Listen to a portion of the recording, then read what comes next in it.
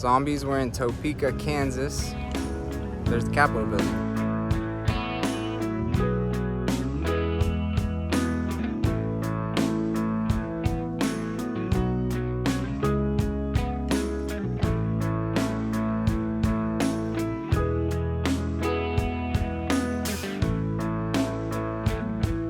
Nothing in Kansas, right? Just flat farmland as far as the eye can see and nothing else in Kansas?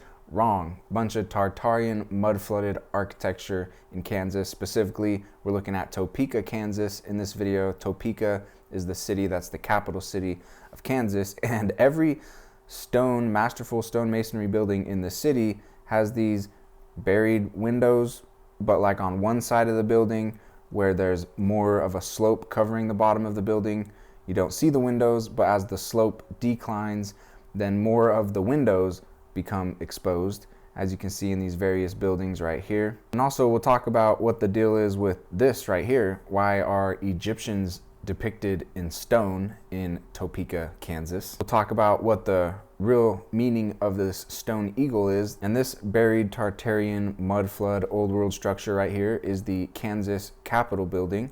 And we'll look a little bit on the outside and see some evidence of mud flood, but really it's the inside of this building where we see what's called a rotunda, the dome, and then what's underneath the dome. And that's really where I think we're gonna learn the most in this video, because we're gonna analyze that through the lens of, is this an ancient Bible altar that is buried in the mud flood? I'll also be showing us pyramids in Kansas, supposed to be just flat farmland. Nope, we've got old world buried Tartarian mud flood architecture right alongside pyramids, because that's how it goes in this country. Is a lot of our hills, mounts and mountains and mounds is just old pyramid style architecture buried and sitting in ruin. Here's just a quick look at driving around the Capitol area, the Capitol grounds, and some of the stonemasonry, the old world architecture that's right here in Topeka, Kansas. And Kansas, just like Nebraska, I'm a big fan of these middle America farmland states. They're nice and clean, and they do have amazing old world architecture, and I like the people a lot. Sometimes these areas aren't spoken super highly of, but I really like them. And there's, especially if you're interested in old world Tartarian architecture, that whole thing, very interesting architecture in these cities. And I personally find the architecture in these small towns, the old world architecture, even more like shocking and out of place and interesting, because you, at least for me, I never expected to find this stuff going into these small farmland towns and cities in these middle of America states, but they are littered with buried old world architecture. So this was just a little video right here driving around Topeka, showing you some of the stone architecture surrounding the Capitol building. And then this right here is the, well, what is now called the state Capitol building, but what was it previously?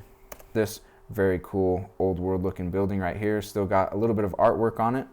It's got these ribbon wreath designs, which we'll see several times throughout this video, which is 100% an Old Testament symbol. It's a, read about King Solomon's temple and the wreath work that they had in that temple. And then the pillars, the Corinthian columns, all 100% Old Testament architecture right here. And yeah, the tower that used to be just blasting right off the top of the center, just completely gone. The shield inside of this triangle, the pediment, I think is what they call it, just scratched blank. There's nothing there on that shield anymore. But here's another similar building, different one, but similar, where you've got these big pillars out front. And then you have this, once again, ancient Old Testament wreath work right here on top of the building. And then you have these vases or lamps or whatever those would be called. But this is another repeating symbol on a lot of this old world architecture all over the country. And if you're new to this channel, I've organized my content by playlist, and the playlists are organized by state. So you can go into each state and then several cities in those states and see the old world architecture that I've been documenting. And if you do that, you'll see that this is 100% repeating symbolism on all of this architecture in all of the different cities, in all of the different states. And you can see same thing right here where the street is higher up. We see, and you can see their little fake cornerstone right there. But as the street is higher, we don't see any of the windows, but as the street gets lower and we come over here, now we start to see some of these windows exposed. and they even have this railing up. So right here, right at the railing, looking down over the railing, and it's just like the building just descends. And this railing to protect, you know, cars or people falling down there and hitting the windows, but even more wild than that in my opinion. So we're looking at these same buildings again right here, but the front of this one that I just showed you, if we zoom in right here where you see this big stone eagle in the center, above it once again you see the bowl, the vase, whatever that is, with the flowers shooting off of it, all the wreath work with fruits inside of it up here, the eagle right here. And then what is on the side of the eagle? So on the left side here there's another eagle, but on the right side here is this artwork, which is very peculiar because this has nothing to do with cowboys or coal miners or early America. But if ancient Egyptians were the ones who built this ancient architecture, then that would make a lot of sense. Or if it was a people that was very heavily inspired by Egyptian architecture or was in the same time period as when the Egyptians were thriving, maybe that would make a lot more sense. And if we look at this stone eagle right here, I think we'll start to see, yeah, maybe that is actually what's going on. Because this stone eagle is another repeating symbol on all of this old world stone architecture all across the country. And also we know that the eagle is the symbol of United States of America. But why is that? And if you look at this scripture right here from the Old Testament, it says that the eagle is the symbol of God escaping his people, the Israelites, out of Egypt and bringing them to the promised land, the land of milk and honey, the land of Canaan, the land that was promised to Abraham, Jacob, and Joseph. And that's why the eagle is still the symbol of the land now called United States of America, because the land that we now call United States of America is the land that was promised to Abraham, Jacob, and Joseph.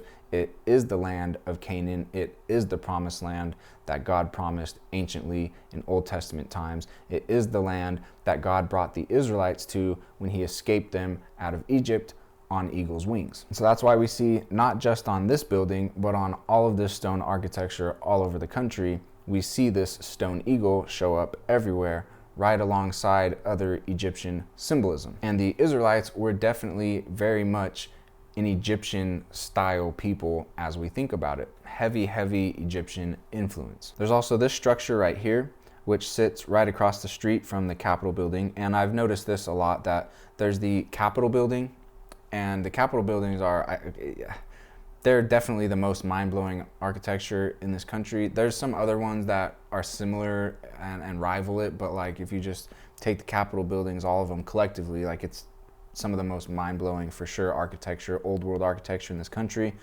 But oftentimes, almost always, probably every time, surrounding that is the same type of architecture. It's not just like one building. I think we're looking at entire complexes of a structure, but because the mud flood comes in and buries stuff, now it looks like, oh, this one's a separate building over here from this one over here, when I think it's just one stone superstructure. And this is one that sits right across from the Capitol building, and you'll see the same thing. They've got this kind of wall put up out in front of it, and then you see the windows on the other side of the little wall, you know, just heading straight into the ground, just looking much more like a mud flooded building and area as a whole. And here's a look at the other side of that building. Really interesting stone artwork all over it. Specifically at the top right here, we find a lot more wreath work, Old Testament wreath work. And I think what we're seeing right up here is potentially the firmament depicted. The glass dome, the sapphire crystal as the Old Testament describes it. And then we would be living inside of that on the land that exists inside of there. So this is another repeating symbol on all of this old world architecture. A globe, but my take on it is, as the devil does, he's reversed it. Bitter for sweet, sweet for bitter, good for evil, evil for good. Tell it to them backwards, reverse it upside down. So they tell us, yeah, there's a globe and we live on the land wrapped around the outside of the globe, which is not possible. But what could make a lot more logical sense is the globe, as we're told, is the firmament, which is a clear sapphire crystal, as the scriptures describe it. And then on the inside of that is where the land is at, and we live on the dry land inside of the firmament. Also, this building right here, we're seeing the same thing going on, where these windows right here, they've been barred up and are, you know, going into the ground. And then you come over here to this side and we see the same thing, but you got a new curb and some new railings so cars don't fall over into there, so people don't fall over into there, but just a very strange design. And there are definitely floods that have been documented in these areas. Kansas flood of 1951 says it's been designated as the single day of greatest flood destruction in Midwestern United States history. And then you've also got the 1903 and the 1933 floods in Kansas, the effects of changing times and technology, as they call it. So definitely some floods documented in the area. If they're as recent as they say, even if those ones are true, were there bigger ones in the past? I would think so, but really, like, all of the United States of America definitely seems to have been flooded. There's also this really cool school right here with a massive tower shooting out the middle of it. It's like one of these very long buildings with a big tower shooting out the middle, and you can see the road that I'm driving on right here, driving up to it, is an interesting brick road that switches right into black asphalt right there. And there's also this road right outside of the Capitol building where you've got brick buried underneath the asphalt right in front of the Capitol building. So definitely a lot more brick roads around here, and I've seen this several times in several cities across the country where there's a lot of brick roads that have just been dumped asphalt straight on top of them and paved over. And then here's a look at the Capitol building. Big, huge, beautiful structure right here. We'll go inside and look at the rotunda, or what's underneath the dome, in just a second, and draw some comparisons. Really interesting how beautiful this building is and how stripped the inside of this pediment is. Some of these pediments right here, these triangles on top of the pillars, typically they have a stone woman inside of there, a robed stone woman, which I'll talk about in just a second. But this one's been stripped. Some of them do still have all the people and symbols inside of there. A lot of them have been stripped. And what do you guys think? Is the bottom of this, like this whole section right here, is this new stone that's been added on? Because it's definitely taken on a different color than the top of this. And then like this structure down here, which might be newer stone that they built to create an entrance into this section right up here, because that's kind of what it looks like is going on here, is they built up a new entrance into this section of the building. But not really sure, but definitely, like all of our Capitol buildings, it's a style and a weight and a expertise of architecture that seems very strange for cowboys and coal miner type people, pilgrims that are just trying to figure out how to live and live better, and are simultaneously living in log cabins with no electricity and no power tools. It's just very strange to see this type of temple being built in those time periods. Or is this ancient Israelite Egyptian temple architecture? So now we're inside of the Capitol, looking straight up at the rotunda, or the dome, and it is mind-blowing how intricate and spectacular and fine and advanced all of this artwork, and I think this is like brass or copper work, and these pillars, like just everything in here is completely ridiculous. And one thing I want to focus on and talk about is this woman right here. Like I said, the pediment on the exterior usually has a robed woman in the middle of it. Well, we find that robed woman inside of the Capitol building along the perimeter of the rotunda right here, which is not unusual at all. For example, inside of the Michigan Capitol, same thing, Capitol building, huge dome, rotunda on it, and right inside that rotunda and that dome, who is pictured and painted and shown everywhere?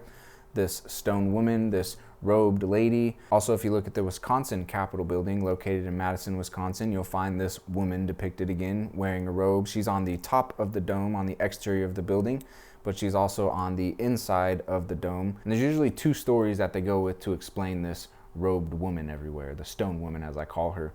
They either say it's a Greek goddess, or they say it's a symbol of the state. She's just the symbol of the state. That's just how they depict the state. When I would say there's a very different story of who she actually is. And it has to do with the eagle and the eagle's wings, and that being the symbol of God escaping his covenant people, the Israelites, out of Egypt and bringing them to the promised land. Because in the scriptures, it refers to that covenant as a marriage. God's covenant with the children of Abraham as a marriage, where he's the husband and they're the wife, and it's a marriage because he can't go back on that promise. He can't divorce from them. So that's why we find on all this old world architecture a stone woman wearing a robe holding symbols that have to do with God, like this one right here on top of the largest granite dome in America on the Wisconsin Capitol building. There she is holding the firmament in her hand, that globe that we were just talking about, and the eagle right on top of that, the symbol of God escaping his people out of captivity and bringing them to the promised land. This is so funny. This is the construction photo. Like, what a joke of a construction photo. First of all, this doesn't look like a building that's freshly been constructed. This looks like a building that's been sitting here for like 3,000 years because it's that well built and can withstand storms and rain and wind and tornadoes. Like, it's that well built, it's fortified. These are walls that are 6 to like 12 feet thick of pure stone, feet thick. Our houses nowadays, like our buildings that we build nowadays, our walls are like 4.5 to 8 inches thick. The stone walls on these buildings is like 6 feet, 4 feet, 10 feet, 12 feet thick in some cases, like a ridiculous amount of strength. And then all the weight that comes with that, which is an impossible amount of weight to move when you're on dirt roads and you don't have proper tools and machinery and transportation. Even that type of weight nowadays, the reason we don't move that weight nowadays is because it's extremely difficult to move that type of weight. And so when we come back to the Topeka, Kansas Capitol building, what do we see inside of the rotunda? Well, we see the stone woman, the robed woman, the symbol of the covenant that God made with Abraham and Jacob and Joseph.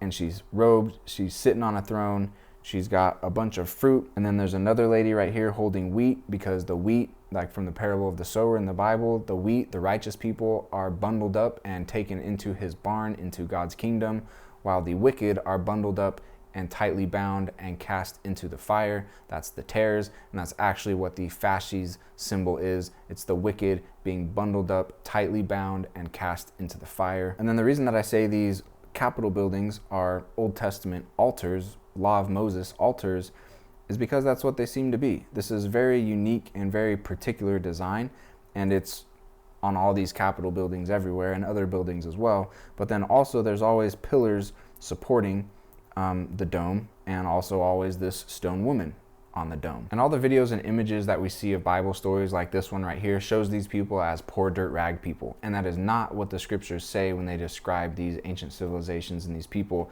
It describes them as advanced stonemasons who were extremely skilled at architecture, and they were also extremely rich and had abundance of gold, silver, copper, brass, iron, all these precious materials, which are also extremely difficult materials, like I've already talked about, to transport and also to pull out of the earth. So to get them out of the earth and refine them and turn them into usable materials, that's all machinery. That's especially mining projects, pulling stuff out of the earth, like that's huge machinery projects. So these people, they had machines previously. That's the trick, that's the catch. There's no magic answer.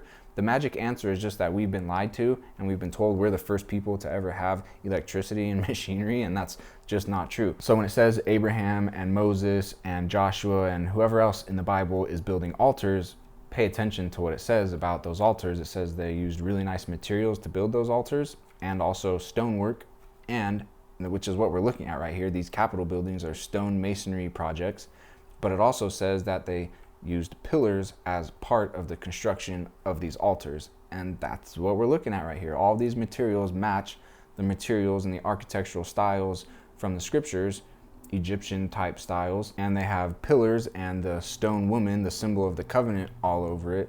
And they've been turned into these special government buildings, which clearly we're being lied to about, and the government's completely corrupt and all that, blah, blah, blah. So there's a group of evil ones lying to us about what this stuff is. And if this stuff really is ancient God stuff and the devil's in charge and running things, then, well, he would love to grab these buildings and tell us a different story about them and laugh in our faces about how these are actually Law of Moses, Old Testament Bible altars slapping us in the face. But then also when you come down, the architecture is even more interesting because it's always several levels of circles, and they all descend, and you can go stand on the different levels of them. And this one inside the Topeka, Kansas building doesn't have the glass floor like a lot of these do. Like if you look at this one right here inside the Iowa Capitol building, it's like this glass type floor, and it seems like it could very well be where an altar used to be. And altars and sacrifice was a very special thing. I'm not going to claim to fully understand why God chose, animal sacrifice as such a a special thing, but it clearly was a very special thing. And so underneath this dome, and there's a place where you can sacrifice, and there's this specific type of architecture with all of God's symbolism and pillars. Like, this looks like a very special place where sacrifice could have been performed, and this dome style of architecture could very well be a specific pattern that God decided for how these altars were built and used for animal sacrifice. And then also inside of the Capitol building, look at this stone that is exposed. Just wild, huge blocks of stone right here. Like, it's tremendous. Like, each one of these has got to be 6,000 pounds is probably like the least amount of weight in these stones, but they could easily go like 10 to 40,000 pounds per stone right here. Just incredible amounts of weight. Here's another room inside the Capitol building where you have these, I think, brass or maybe copper pillars right here. Amazing, like incredibly beautiful. And once again, you see all the design right here on all of these is more of that wreath work with a bunch of different fruits inside of it, exactly as described in the Old Testament. And then if we look at the Great Seal of the state of Kansas, it's dumbed down, but it's still telling us what's going on. You see the sun shining, which is God is the light and life of the world, and it's shining over pyramids. Now, they look like hills as we think of hills, but these are actually pyramids, and there's definitely ancient pyramids even in Kansas. Like these right here, for example, these are called monument rocks. They're also called the chalk pyramids in Kansas. And oftentimes they do exactly this. They say exactly what it is in the name, but because we all go through this programming in school, it doesn't even matter if they say the name of what it actually is. We still have an extremely hard time believing it because the programming is so thick. Because we've been told 80 million years ago or 300 billion years ago, through water erosion and tectonic plate shifting and glacier drifting, all of this peculiar stonework got cast up by Mother Nature. When if you just look at it and pay attention to the name of it, what it really looks like is ancient stone architecture sitting in ruin. Stonemasonry pyramid architecture sitting in ruin. For example, right here, that's why there's all these straight lines. And of course, geology has an explanation for it, right? But also, what is a really good explanation is if there were advanced stonemasonry civilizations building layered stonework and it's been sitting in ruin for a while and has been through whatever types of disaster, well, what would that look like nowadays? It would look exactly like this stuff, like just old stonework sitting in ruin. Towers, castles, pyramids, and we find this stuff all over the country, even in Kansas. Like this right here.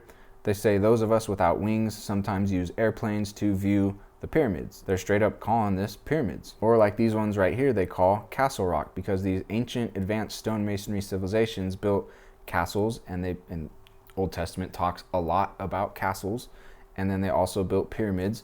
The word pyramids in the scripture never shows up. In the scriptures, it talks, but we know the ancient civilizations in the scriptures, they built pyramids. But what is it? It doesn't talk about their pyramids in the scriptures, but it does. It just doesn't use the word pyramids. It uses the words mounts and mountains and hills. And if you pay attention in the scriptures, it says they're going in and out of their mounts a lot, often. Like Moses, for example, went into the mount to meet with God. They had a meeting inside of a pyramid. And that's why in the scriptures, mounts and mountains and hills are constantly talked about.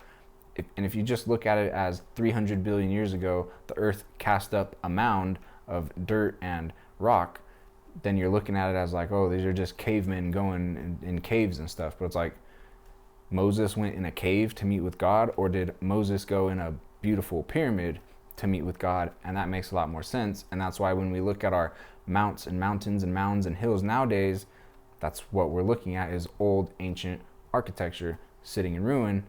There's just a different story that we've been programmed to believe. And a lot of these old stone castle and pyramid cities, they just turn into state parks, like this Little Jerusalem Badlands State Park in Oakley, Kansas. And what do they show you right here in the picture? They show you the old ruins, the old stone architecture ruins, and they show you an eagle flying over the top of it, because the eagle is the symbol of the promised land. And then you also have the Gypsum Hills in Kansas, where they're doing the same thing. They're calling old ancient stonemasonry architecture hills, mounts, mountains, telling us that Mother Nature built them, when it's just ancient stonemasonry sitting in ruin. Look at that.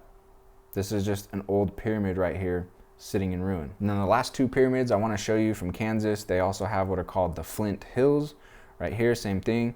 You're seeing stacked, leveled, terraced pyramid architecture just sitting under some dirt and grass. And then you also have the Indian Mound in Lakin, Kansas, the hills, mounts, and mountains, and also the old world stone architecture that's mud flooded, like the Topeka, Kansas Capitol building, and all the other stone buildings that I showed you surrounding it were built by ancient advanced civilizations in this land, which is the promised land, the land promised to Abraham, Jacob, and Joseph. And they were very much an Egyptian styled people, which is why this architecture and the symbolism on it is all Old Testament Egyptian styled architecture and symbolism.